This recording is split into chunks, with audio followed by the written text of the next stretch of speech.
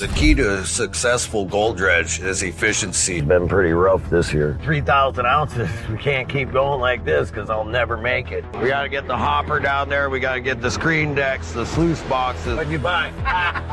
I'm excited. Let's go get it. $8 million, one season, one machine. Shawn Pomrenke just set a new benchmark in Nome's cutthroat gold game. While most crews scrape by, pulling enough to keep fuel in the tanks, Shawn's Mega Dredge has delivered a haul that flips the entire industry upside down.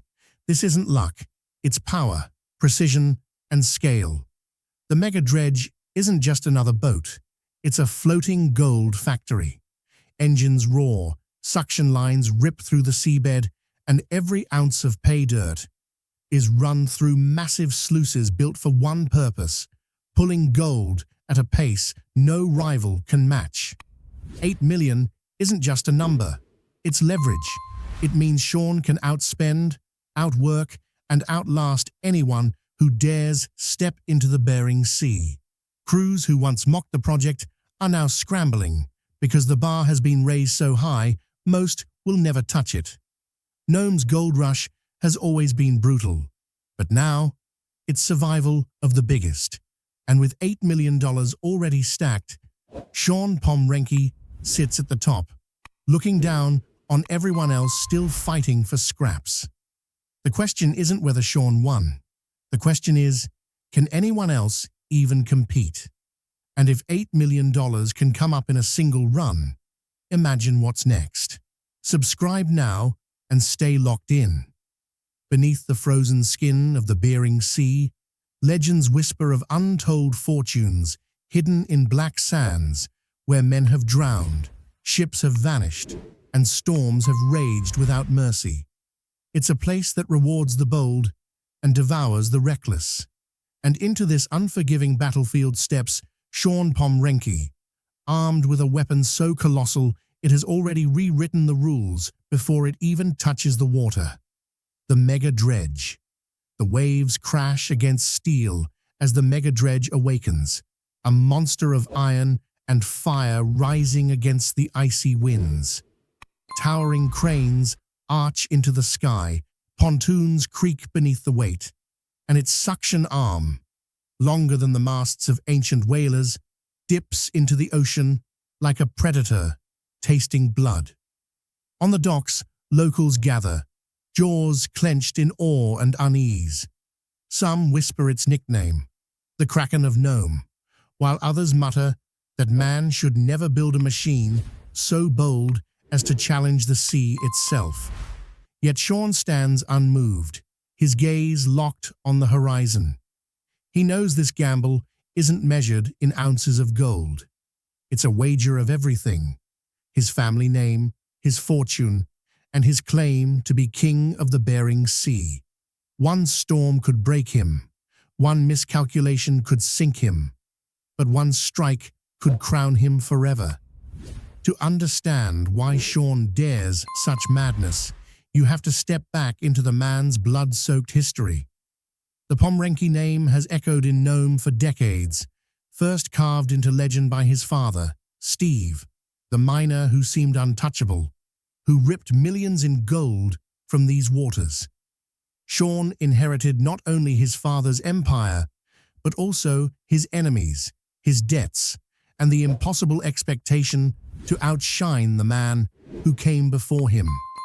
Year after year, Shawn has clawed for dominance through bitter rivalries, courtroom brawls, and nights when bankruptcy seemed certain. Nome has chewed him up before, left him bleeding, mocked him as arrogant, and yet here he stands again, building bigger, risking more, burning bridges if that's what it takes. He knows every dollar he owns is welded into this vessel. Every ounce of loyalty from his crew is demanded without question. And the ghosts of Nome, the friends swallowed by the sea, the rivals buried in failure, linger in his memory like warnings etched into the waves. He wonders in the dark, is this Mega Dredge his monument to triumph, or his tombstone to hubris? Still, He whispers a vow to the black horizon. This time, the sea will pay me in full. The Mega Dredge itself is no ordinary ship. It is an engineering beast, a war machine disguised as a miner's tool. Its robotic arms reach into the abyss, guided by sonar grids that sketch the ocean floor in living detail. Sluice systems run the length of the deck, capable of separating flour-fine dust from mountains of silt. The vessel's hum is deep, almost primal, like a leviathan stirring beneath the ice. And when rivals arrive at the docks, their faces betray what their words will not: shock, disbelief, and fear. Nome has changed forever. No small dredge, no patched-together barge can compete with this floating fortress. Some laugh nervously, calling it madness. Others grit their teeth, vowing Shawn won't mind the bearing alone. On deck, the crew feels the weight of destiny pressing on their shoulders. Some beam with excitement, convinced they've joined the winning side of history. Others stare at the massive suction hose disappearing into the sea, silently wondering if they've signed onto an expedition too massive to control, a voyage doomed by its own ambition. Old fishermen mutter that it doesn't look like a dredge at all, but a warship built for a battle against the ocean itself. And when the christening comes, Shawn refuses the tradition of champagne. Instead, he smashes a bottle filled with seawater across the bow. His words cut sharp through the wind. This ship drinks only the ocean's blood. The crowd falls silent. The Mega Dredge floats ready, not as a vessel, but as a declaration of war. Shawn has placed his bet, and the sea is listening. Engines rumble, anchors strain in their housings, and with a groan of steel, the great machine begins its march toward destiny. What was ritual becomes action. The first battle line is drawn. Anchors plunged into the seafloor with a thunderous jolt, iron biting into sand that had not been disturbed for centuries. The Mega Dredge settled into its first hunting ground, a stretch of water Shawn had christened the Golden Grid. It wasn't chosen by luck. Weeks of sonar sweeps and satellite imaging painted the seabed here in glowing signatures, bands of density where gold was rumored to lie thick, untouched by the smaller dredges that had skimmed the edges. This was no casual test. Shawn had staked his entire fortune on the precision of those maps. If the Golden Grid failed, the Mega Dredge would already be a sinking monument to arrogance. On deck, the massive suction arm groaned as it lowered into the water, a steel serpent disappearing into the black. Cameras mounted along its length transmitted ghostly images of the descent. Pale fish scattering, silt curling like smoke, darkness closing in until only the floodlights cut narrow beams through the abyss. The crew leaned over the monitors, faces pale in the glow, watching as if a spear were being driven into the heart of the sea. Every breath hung heavy in the cold air. Even the wind seemed to hush. The men stood shoulder to shoulder, waiting for the first reading, the first signal that the serpent had found what they all prayed was there. The machines hummed, pumps straining, hydraulics squealing, until suddenly the dredge roared awake. Gravel, sand, and shells surged upward, funneled into the waiting sluices. The vessel shuddered under the sheer volume of material being torn from the deep. Deck plates rattled, steel groaned. Water and slurry cascaded down the sluice boxes in roaring torrents, pounding against mats designed to trap the faintest particles of gold. The air trembled with noise, the scream of pumps, the throb of engines, the metallic crash of rock. Yet over it all hung a silence, deeper than sound, the silence of men who did not dare speak as they waited for a verdict. Would the Mega Dredge prove itself a golden titan, Or was this spectacle nothing but a hollow show, destined to leave Shawn Pomrenke humiliated before all of Nome? A shout broke the stillness. One of the crew bent over the mats, floodlight in hand. His voice cracked with disbelief. "Gold!" The men surged forward. Under the beam, specks of yellow clung to the black mats, scattered like tiny embers from some unseen fire. They weren't just flecks, they were flakes, coarse and bright, shimmering against the rushing water.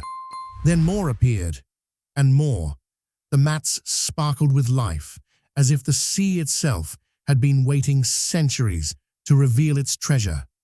The deck erupted. Shouts echoed into the night. Fists slammed rails. Laughter spilled over the stormy air. Some men wept openly, others grinned like madmen. The Mega Dredge wasn't just working, it was surpassing every expectation. Hours later, when the first clean-out came, the crew stood stunned. The weigh-in delivered a figure that would echo across Nome. $800,000 in gold, one single shift. More than some dredges scraped together in an entire season. Shawn stood apart from the chaos, silent. His hands trembled as he scooped a mound of black sand laced with yellow, clenching it until it dripped between his fingers. Seawater stung his eyes. Or maybe it was tears. He didn't care which. For years he had been mocked, doubted, written off as reckless. But here it was, the proof, gleaming in his palm, a prophecy fulfilled. He lifted his hand to the floodlights, gold sparkling like fire against the night. "This is it," he whispered. "We've done it." Within hours, word spread beyond the dredge. Nome's bars buzzed with the news. Radios crackled. Social feeds lit up. Pomrenke struck it, and he struck it big. By dawn, the legend had already taken shape. Shawn's Mega Dredge had pulled nearly $1 million in its first strike. If that was only the beginning, how much more waited below? But the sea never allows one man's fortune without stirring the hunger of others. By the second day, the harbor was alive with movement. Rival dredges scrambled from their moorings. Some old patched-together barges, others slick private builds, rushed into the water like sharks catching the scent of blood. They cut through waves, engines snarling, heading straight for the golden grid. Nome had seen rivalry before, but nothing like this. The sheer scale of Shawn's haul reignited every feud, every grudge, every claim to sovereignty over the sea floor. On the Mega Dredge's deck, men pointed at the horizon where ship after ship appeared. "They're coming for us," one muttered. The enemy wasn't hiding their intentions. They prowled dangerously close, circling like wolves, testing the strength of the alpha. Old rivalries snapped awake. Names that had cursed Shawn in courtrooms, men who had sworn they'd outlast him, now saw the Mega Dredge both as threat and opportunity. Some wanted to ride his success. Others wanted to tear it down before it rewrote Nome's history with Shawn at the top. Rumors spread quickly that divers were slipping into the water at night, trying to map his anchor lines, to stake claims by stealth. Crewmen grew jumpy, eyes scanning the waves for shadows. Certain spies swam beneath them. The town itself split down the middle. Half of Nome cheered Shawn as a pioneer, the man who had dragged the modern gold rush into a new era with sheer audacity. They spoke his name with awe, calling him the new king of the Bering.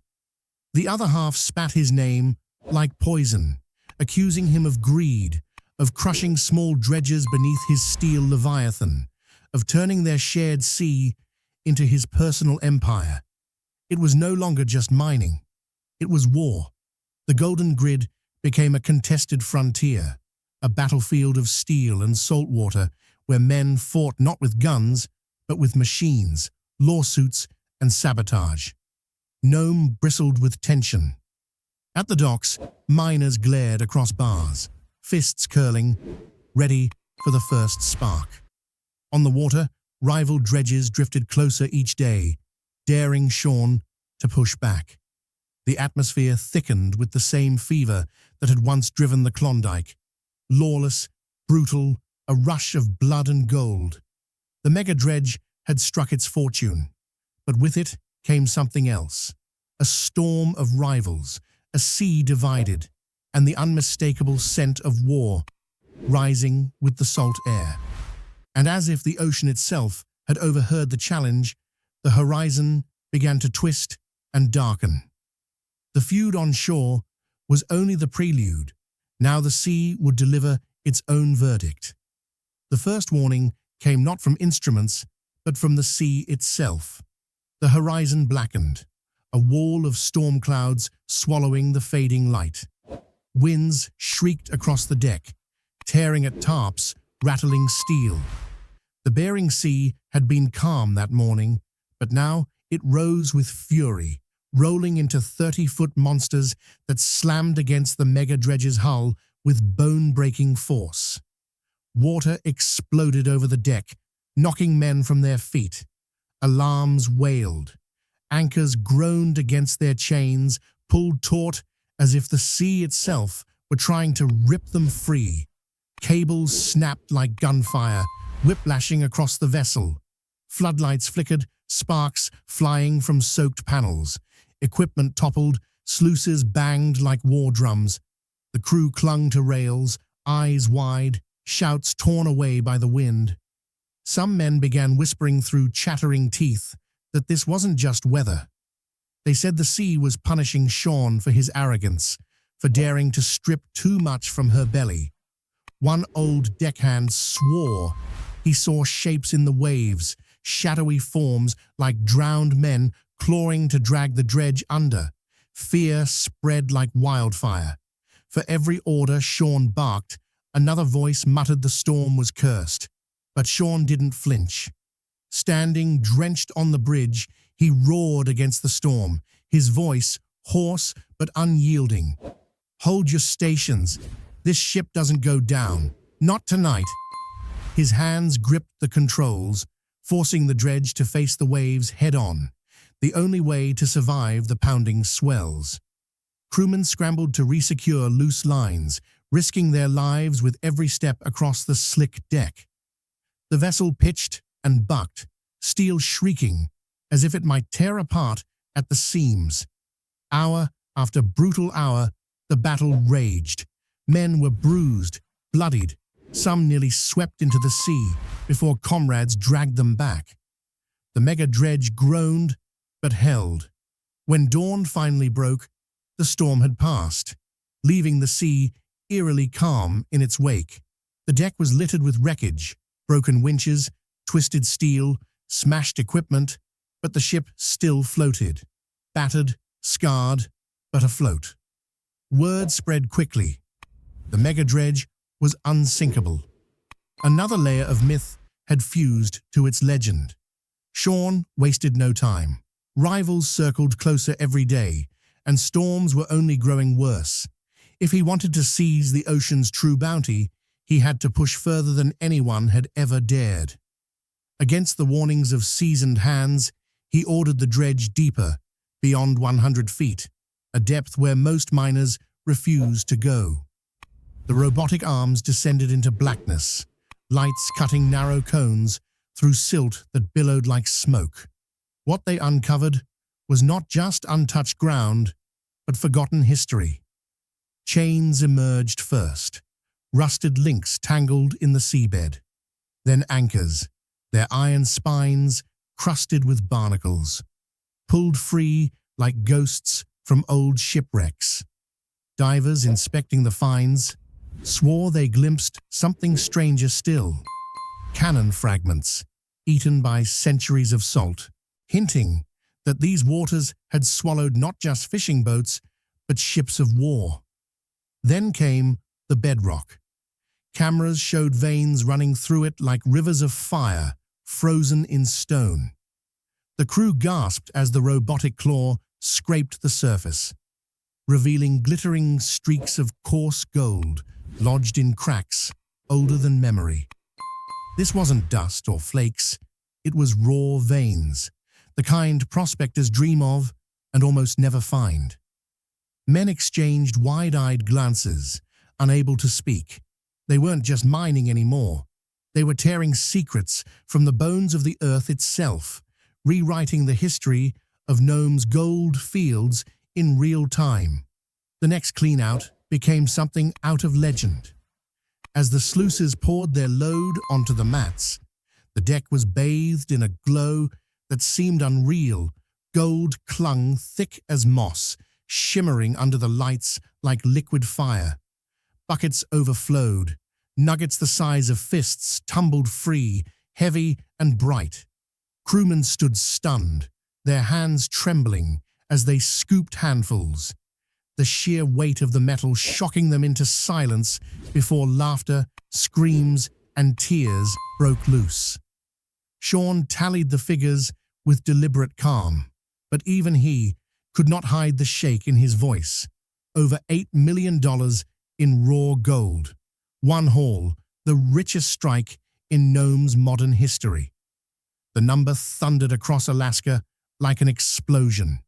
Newspapers seized it. Radios crackled with it. Television anchors spoke his name. Headlines screamed of a second gold rush, sparked not by pioneers with picks, but by a leviathan dredge that had conquered the sea. On deck, the men were overwhelmed. Some laughed hysterically, others wept openly.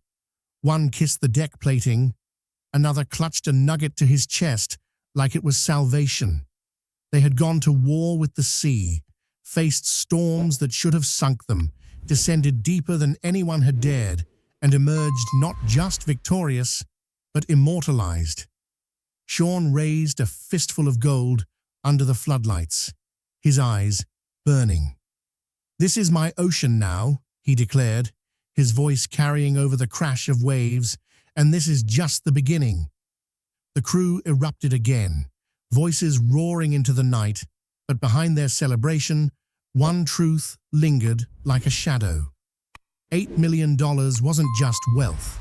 It was a spark, a fire that would set rivals aflame, ignite envy, and drag Nome into chaos. For with fortune that size, peace was no longer possible. And like dry timber catching flame, the first sparks leapt quickly into open fire. The celebration on deck had barely faded before the outside world struck back. The backlash came fast, sharper than the storm that nearly tore the Mega Dredge apart. Rivals who had once scoffed at Shawn's vision now mobilized with fury, filing lawsuits that piled higher than the gold in his sluice boxes. They accused him of overstepping legal boundaries, of claiming too much seabed too fast, of monopolizing a resource that once sustained dozens of smaller dredges. Some even demanded injunctions to tie the kraken of Nome to the dock, arguing the Mega Dredge wasn't mining, it was strip mining, bleeding the ocean dry. Nome's streets began to buzz with anger. What started as grumbling in taverns swelled into open protest. Hand-painted banners reading "Fair Seas" and "One man can't own the ocean" flapped in the Arctic wind. Miners who'd spent years eking out barely enough gold to survive now stood shoulder to shoulder, accusing Shawn of crushing them beneath his steel empire. The docks that once cheered his victories now simmered with tension. Curses hurled across the water, fists clenching at the sight of the towering dredge. It didn't take long for the government to intervene. Federal inspectors descended on Nome, clipboards in hand, eyes sharp with suspicion. They questioned everything: the safety of Shawn's operation, the environmental footprint, the legality of his grid. Every pump, every sluice, every anchor point was examined like evidence in a trial. The men in suits spoke of endangered marine life, of seabed ecosystems, of regulations that even the wealth of gold couldn't bend. To them, Shawn wasn't a pioneer. He was a threat, a precedent that could set Nome on fire if left unchecked. Public opinion fractured like sea ice in spring. Half the town saw Shawn as a hero, a man who dared to dream bigger, who brought Nome roaring back onto the world stage. The other half spat his name like poison, branding him a tyrant who'd stolen the livelihood of ordinary miners. Bar fights became common, rival crews clashing in alleys, in harbors, on the frozen sidewalks. Nome balanced on the knife's edge, one spark away from tearing itself apart. The tension was palpable, a frontier town reborn, but with steel and lawsuits instead of pistols. And through it all, the Mega Dredge loomed, silent but undeniable, like a fortress that had stolen the horizon. Nome was on the brink, and at the heart of the storm stood Shawn Pomrenke, unyielding. But when the shouting died and the harbor fell quiet, Shawn found himself alone on deck, staring at the endless grey line where sea met sky. The wind bit cold, the silence heavier than any storm. For a rare moment, he let the weight sink in. The fortune he'd clawed from the seabed glittered in safes and vaults. But what had it cost? Rivals were sharpening knives, a town once his ally now divided, inspectors circling like sharks. And still, deep inside, the sea whispered of debts unpaid. His mind drifted back to his father, Steve Pomrenke, the old legend of Nome.